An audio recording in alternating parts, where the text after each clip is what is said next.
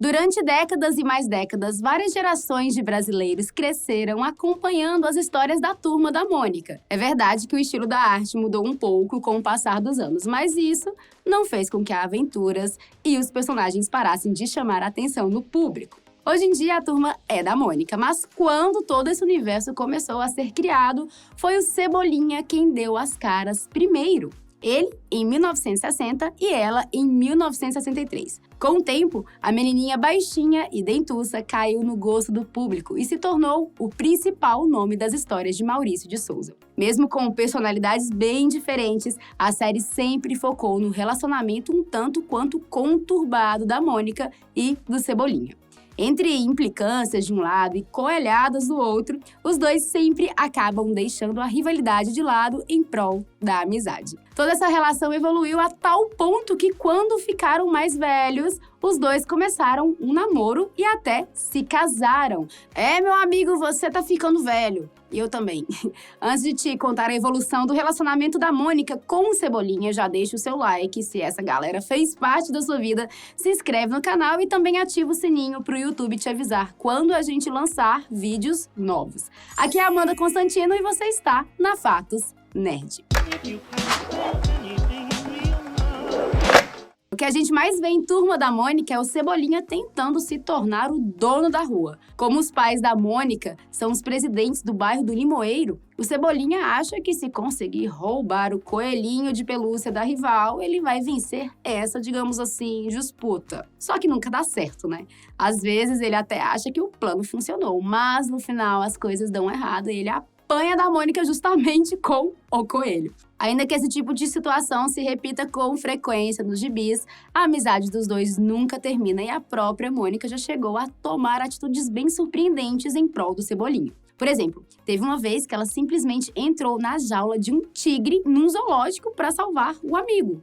Depois de tantas implicâncias e brincadeiras sem graça, a Mônica poderia simplesmente ter se afastado, mas ela continuou próxima do Cebolinha. Como você me explica isso, né? Já em outra ocasião, ela vai correndo falar com o Cebolinha para os dois ajudarem a Magali quando uma melancia ficou presa na boca dela. Só a Magali para se meter numa dessa, né? Mesmo que ele fizesse brincadeiras, quando a Mônica pedia ajuda para se livrar de minhocas e baratas, os dois cresceram juntos. E foi essa proximidade que acabou se transformando em algo a mais depois que eles amadureceram na adolescência. Só que bora ser justo aqui, sempre existiu um sentimento ali entre os dois. Tem até algumas histórias que davam pistas bem diretas sobre isso. Sem falar que a própria implicância do Cebolinha com a Mônica seria uma forma que ele encontrou para chamar a atenção dela. Como ele não sabia lidar com esses sentimentos, o Cebolinha quase que inconscientemente tentou conquistar a Mônica com as brincadeiras. Tem até aquela história de que, quando somos pequenos, a gente não tem coragem de admitir que gosta de alguém e coisa e tal. Não adianta mentir, porque você sabe do que eu tô falando, você sabe. Os anos se passaram e, em 2008, as histórias entraram em um novo momento em Turma da Mônica jovem. Agora, as aventuras contavam com todos os personagens adolescentes, novos dilemas e até mesmo um novo traço nos quadrinhos, em estilo mangá, como aparecia escrito na capa. Inclusive, esses traços ficaram lindos, lindos, lindos. Entre a rotina do colégio e as aventuras envolvendo viagens espaciais e super vilões, é claro que não dava para faltar um pouquinho de drama amoroso, tão característico dessa fase da vida.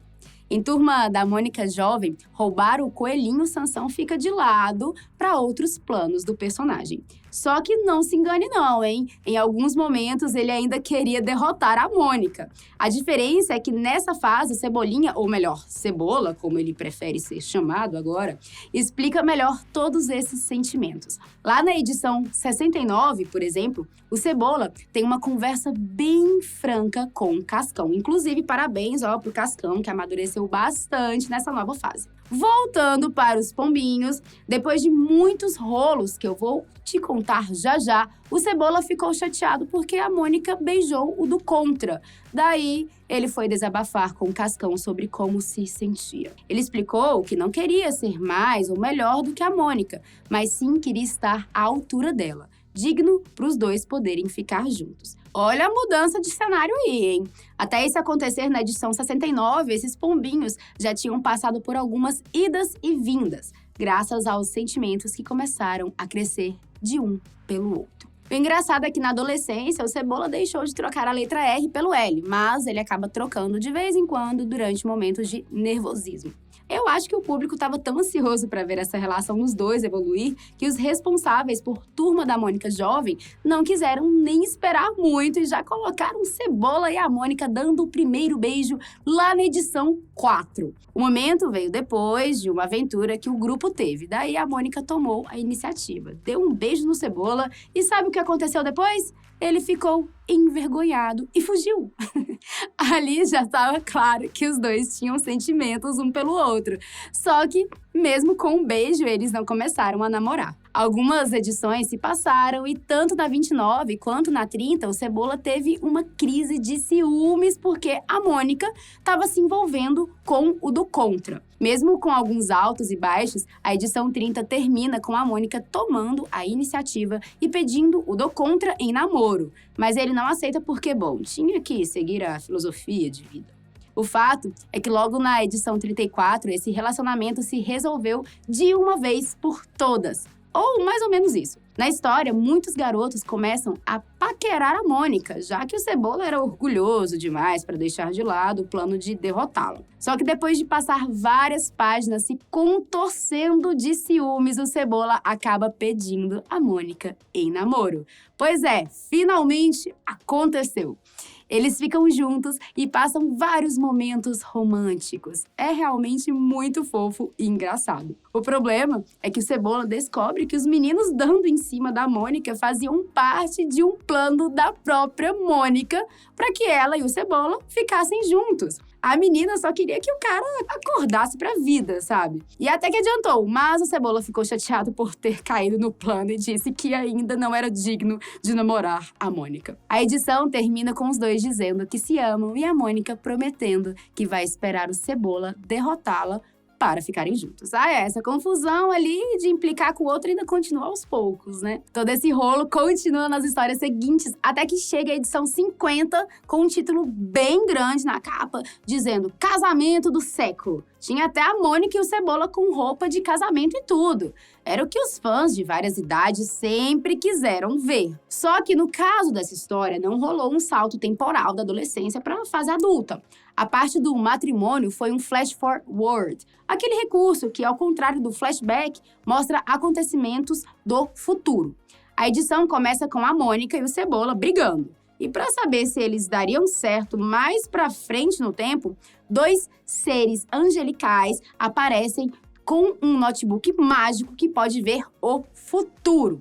Eles avançam 10 anos no tempo e observam o exato momento em que o Cebola pede a Mônica em casamento. Depois disso, a gente vê os dois escolhendo os convites, ela selecionando o vestido de noiva e ele com medo do casamento, tendo problema para ir até a igreja e, por fim, vemos os dois finalmente se casando. A cena é bem legal porque tem vários personagens do Maurício de Souza. A história segue com a vida deles juntos, algumas briguinhas, um pouco de romantismo e, o mais importante de tudo, a revelação de que a Mônica estava grávida. Infelizmente, a edição termina sem mostrar maiores detalhes, mas a mensagem que fica é que o amor entre os dois é muito mais forte do que qualquer briguinha ou contratempo. Tanto é que, bem no finalzinho, o notebook mágico mostra uma foto dos dois juntos, bem velhinhos, dando um beijinho apaixonado.